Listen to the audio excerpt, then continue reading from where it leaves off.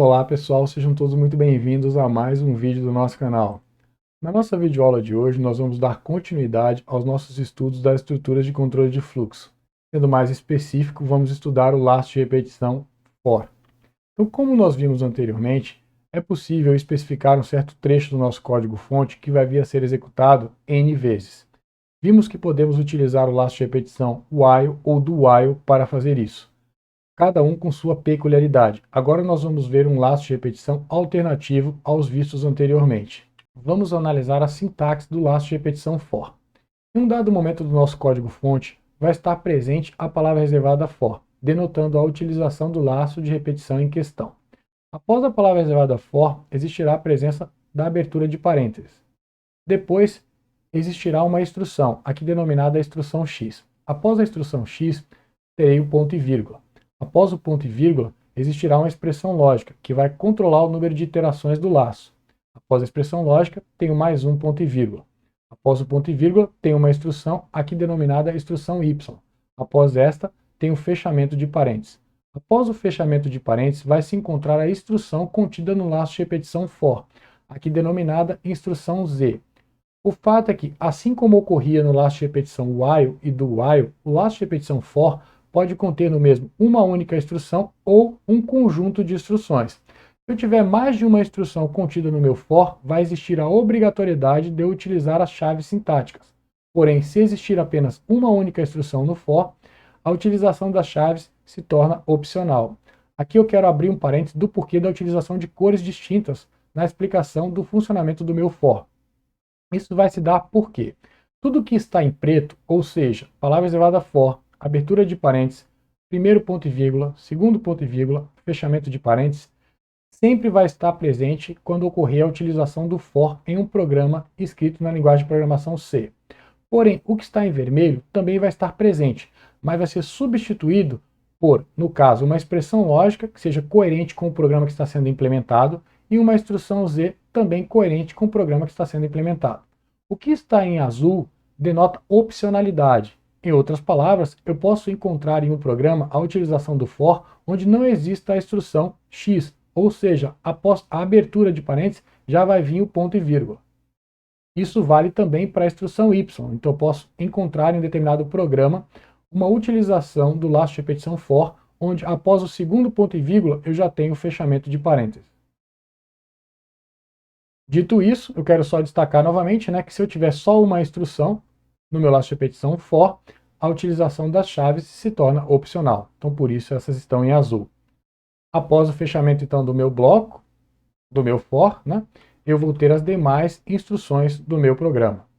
Vamos agora explorar exemplos de utilização do nosso laço de repetição for.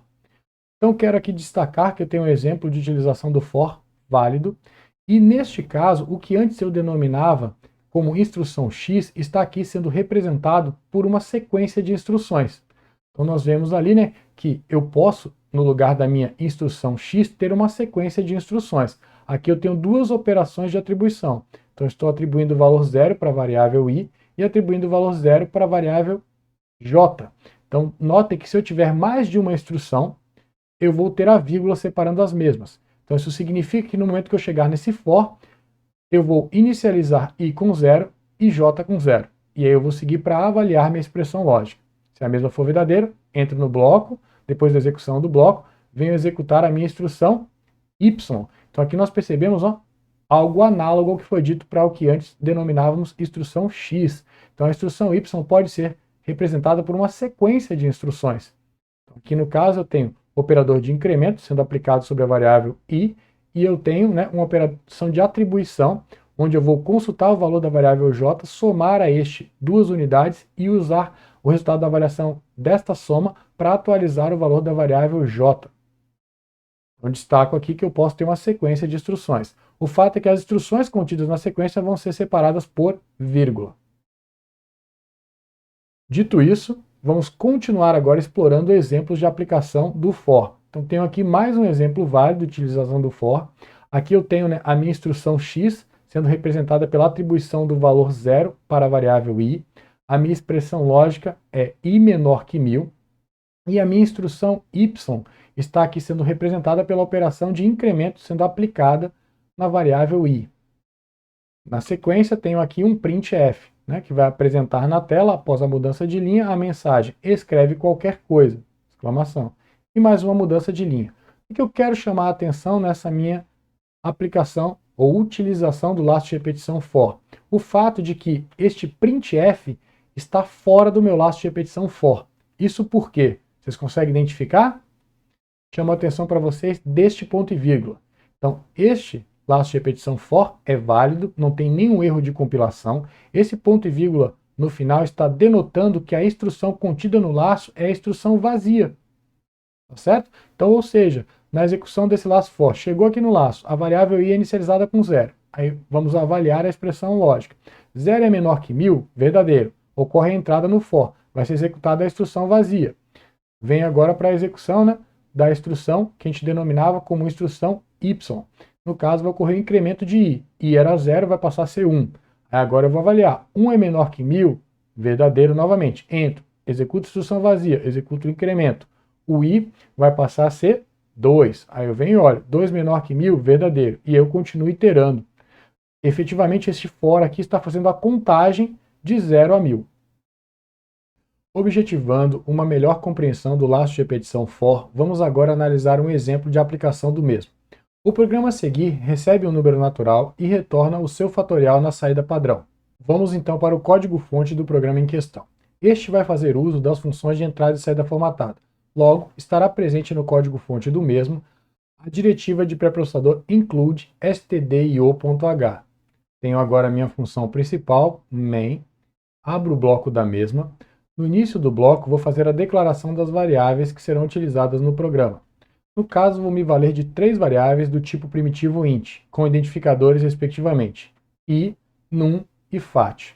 Quero destacar que a variável fat está sendo inicializada na declaração com o valor 1. Tenho agora o meu laço de repetição do while. Abro o bloco do mesmo. Primeira instrução contida neste vai ser um printf que vai apresentar na tela a seguinte mensagem: digite um número natural. O número fornecido pelo usuário através do teclado vai ser lido e armazenado na variável num, através da execução do scanf.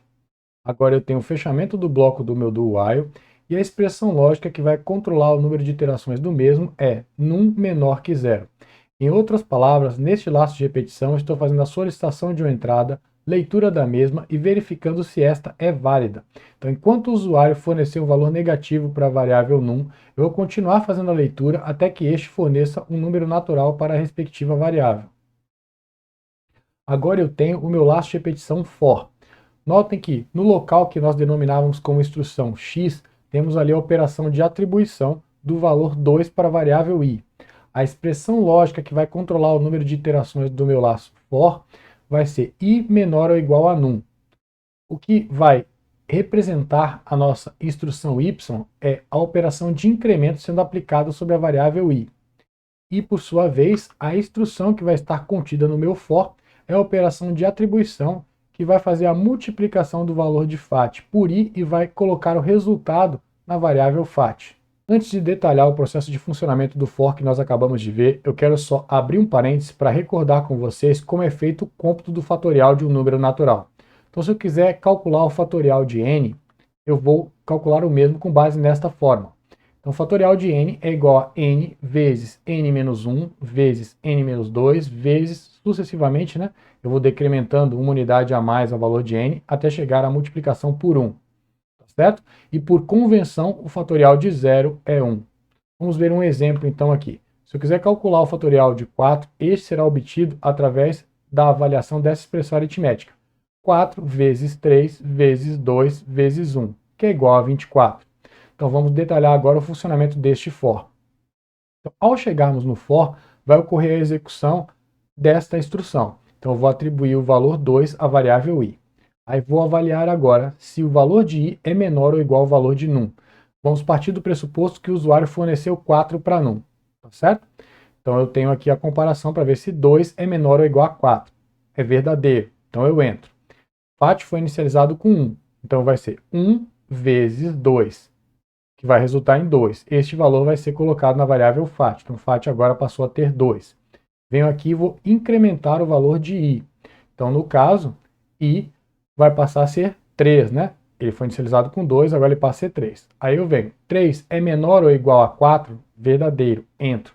Aí eu vou multiplicar agora, né, o conteúdo de FAT, que é 2, pelo valor de I, que é 3. Vou obter 6. 6 vai ser utilizado para atualizar o valor de FAT. Agora eu vou incrementar novamente o valor de I, que era 3, vai passar a ser 4. Aí eu venho e avalio. 4 é menor ou igual a 4? Verdadeiro. Entro. Vou multiplicar agora o valor que eu tenho em FAT, que é 6, por 4. Vou obter o valor 24. 24 vai ser armazenado na variável FAT. Volto aqui, incremento o valor de I, que vai passar a ser 5. Vou avaliar agora. 5 é menor ou igual a 4? Falso. Saio do for. Agora, então, eu vou executar o meu printf, que vai ocorrer a mudança de linha na tela, né? Depois vai apresentar o fatorial do número e o valor que vai ser apresentado aqui é o conteúdo de num, no caso do nosso exemplo, 4, e vai apresentar agora aqui nessa posição o valor da variável FAT, que como nós vimos foi calculado e este representa o valor 24, então vai aparecer na tela. Vai ocorrer a mudança de linha. Agora eu vou fechar o bloco da minha função principal. Quero destacar, pessoal, que eu tenho soluções alternativas a essa. Por exemplo, o cômputo do fatorial de um número normalmente resulta em valores maiores, né? Por exemplo, o fatorial de 6 vai ser 720. Então, no caso, eu vou aqui mostrar como eu posso adequar essa proposta de solução. Dito isto, eu posso então alterar o tipo primitivo das variáveis que eu estou utilizando. Então, não vou utilizar o tipo int, eu posso expandir a faixa de valores passíveis de serem representados em um inteiro. Então, vou utilizar long_int, por exemplo. Tá certo? O fato é que se eu passei a utilizar long_int, eu vou precisar ajustar os meus códigos por cento que eu estava utilizando. Então, aqui vai passar a ser %LD, aqui vai passar a ser %LD e aqui %LD também. Tá bom, pessoal? Na sequência, vamos fazer mais alguns ajustes. Então, por exemplo, eu posso ter uma solução alternativa utilizando o for. Lembre-se que eu posso ter uma sequência de instruções aqui no lugar de uma apenas, então eu posso trazer essa instrução para dentro aqui e colocar o ponto e vírgula representando a instrução vazia. Ou seja, posso substituir essas duas linhas de código por esta única aqui. Tá certo? Então, no caso, eu trouxe, né, essa minha operação de atribuição para dentro da estrutura do for. Então, lembrando, primeiro vai ocorrer a execução dessa instrução, depois a avaliação da expressão lógica. Se ela for verdadeira, eu entro no for, ó, instrução vazia, aí eu venho para executar essa sequência. Então, vou executar esta operação de atribuição e depois vou fazer a atualização do valor de i. E aí eu volto para testar novamente. Continua sendo verdadeiro, entro, né? Instrução vazia, executo a operação de atribuição, depois o incremento, volto para testar. Tá certo? Eu ainda posso alterar essa solução. Lembre-se, eu posso muito bem, né, fazer essa operação de incremento aqui neste i. Sendo este pós-fixado, primeiro eu vou usar o valor de i, depois eu atualizo. Então vai ocorrer, né, o resultado final análogo ao que nós estamos vendo. Em outras palavras, posso substituir esta linha por esta. Vamos agora para o primeiro exercício da nossa videoaula de hoje. Construa um programa que leia da entrada padrão uma sequência de números inteiros positivos, onde o final da sequência é identificado pelo valor 0. O programa deve determinar se os números recebidos são ou não quadrados perfeitos. Primeira observação: as entradas devem ser validadas. Segunda observação: um número é um quadrado perfeito quando tem um número inteiro como raiz quadrada. O tempo para vocês. Vamos então para uma proposta de solução. Antes de apresentar o código-fonte propriamente dito, eu quero falar um pouco sobre a lógica que eu me utilizei para desenvolver esse programa. No caso, o meu problema se resume a determinar se números de uma sequência são quadrados perfeitos, números inteiros positivos. Então, efetivamente, um número inteiro positivo é um quadrado perfeito quando a raiz quadrada do mesmo é um valor inteiro. Como que eu vou proceder à análise para determinar se um número é um quadrado perfeito? Eu vou utilizar uma variável auxiliar que vai representar um contador. Então, vou inicializar ela com 1 e ela vai variando entre 1, 2, 3, 4 e assim sucessivamente. Eu vou pegar essa variável auxiliar e vou multiplicar por ela mesma e vou ver se o resultado é menor do que o número que eu quero determinar se é um quadrado perfeito. Quando o resultado for menor, eu vou incrementar novamente essa variável e multiplicar de novo para ver se continua sendo menor. Quando deixar de ser menor, pode ser que o valor tenha sido igual ao valor que eu quero determinar se é um quadrado perfeito. Se for igual, este número representa um quadrado perfeito. Se for superior, o número não representa um quadrado perfeito. Vamos agora para o código-fonte e aí vou reforçar a explicação dessa lógica por trás da solução que será apresentada. O programa que eu vou apresentar vai se utilizar das funções de entrada e saída formatada. Logo, no código-fonte estará presente a diretiva de pré-processador include stdio.h. Tenho minha função principal, main, abro o bloco da mesma. No início do bloco, farei a declaração das variáveis que serão utilizadas no programa.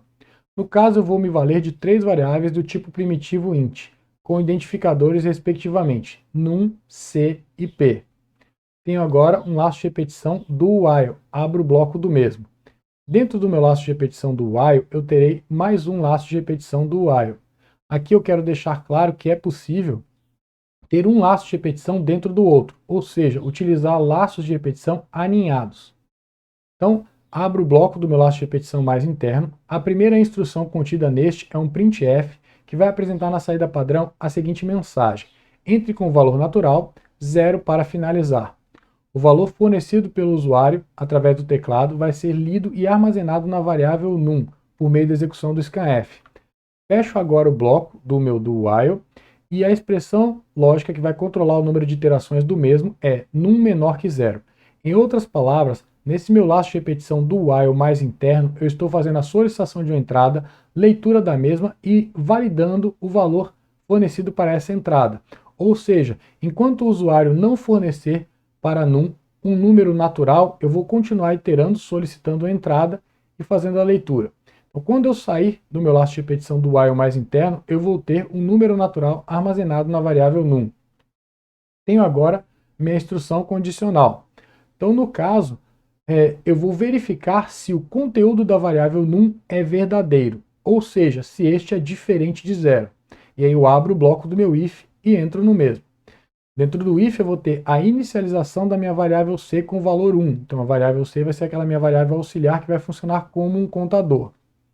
Agora, eu vou fazer a multiplicação do valor da variável c por ele mesmo e o valor obtido vai ser armazenado na variável p. Agora eu tenho um laço de repetição while que vai ficar iterando enquanto o valor de p for menor que num. Abro o bloco do meu while e aí se eu entrar no while eu vou atualizar o valor de c, incrementando o mesmo em unidade, e utilizar o valor atualizado para multiplicar ele por ele mesmo e atualizar o valor de p. Vou fechar o bloco do meu while. E aí, quando eu sair do meu while, é porque o valor de p deixou de ser menor que num. Isso pode acontecer por duas razões. Ou o valor de p passou a ser igual a num, ou o valor de p passou a ser superior a num. Aí eu faço essa verificação agora. Então, uso o meu if para verificar se o valor de p é igual a num. Neste caso, num representa um quadrado perfeito. E aí eu vou informar isso através da execução do meu printf, que vai apresentar na saída padrão, após uma mudança de linha, o conteúdo da variável num e vai informar que é quadrado perfeito. Se eu não entrar no if, ou seja, se o p não for igual a num, ou seja, ele é superior a num, aí eu vou para o meu else e apresento a seguinte mensagem na saída padrão: o conteúdo da variável num e informo que não é quadrado perfeito. Agora eu vou fechar o bloco do meu if e vou fechar o bloco do meu do while externo. Então notem que a expressão lógica que controla o número de iterações do meu do while externo é num. Agora eu vou fechar o bloco da minha função principal. Vocês podem se perguntar, poxa, a gente está vendo aqui o laço de repetição for na videoaula de hoje. Por que o mesmo não está sendo utilizado nessa proposta de solução? Na realidade, eu só quis demonstrar que eu posso me valer de mais de um laço de repetição para resolver o mesmo problema, algo que já tinha sido demonstrado nas videoaulas anteriores. Em muitos exercícios eu solicitei que vocês gerassem respostas alternativas para o problema, fazendo uso em uma do laço de repetição while e em outra do do while, tá certo? Então aqui nessa proposta de solução eu usei tanto do while quanto o while. Vamos agora analisar uma proposta de solução alternativa, que vai sim se utilizar do laço de repetição for. Este trecho inicial do código é exatamente igual à solução anterior. Só que agora, quando eu recebi um valor para num, vi que o mesmo representava um valor natural e este era diferente de 0, aí eu vou entrar no if e agora eu tenho o meu for. Então notem aqui, né, que eu tenho, né, quando eu chegar no for, eu tenho uma sequência de instruções que vai ser executada. Então eu vou atribuir o valor 1 para C e vou atribuir para P o resultado da multiplicação de C por C. Tenho a expressão lógica que controla o número de iterações, né? Tenho aqui, né, a minha instrução, que vai corresponder à instrução Y, e o meu ponto e vírgula denotando que é a instrução vazia. Então, quando eu chegar aqui no for, eu executo essas duas atribuições, vou verificar, né, o resultado da avaliação da expressão lógica. Se for verdadeiro, eu entro. Instrução vazia, vou vir aqui e executar esta operação de atribuição. E aí volto para avaliar a expressão lógica. Se for verdadeira, continuo iterando. Tá certo? Então aqui temos uma solução alternativa utilizando o for. Na sequência, o resto do código é exatamente igual. Vamos agora ver uma solução alternativa que fará uso da biblioteca matemática e da conversão explícita de tipos. Então vou destacar aqui o que difere deste código-fonte para o que nós acabamos de ver. Então primeiro eu tenho ali a utilização da biblioteca matemática, math.h. Tenho também o fato de que só vai ser utilizada uma única variável nessa solução.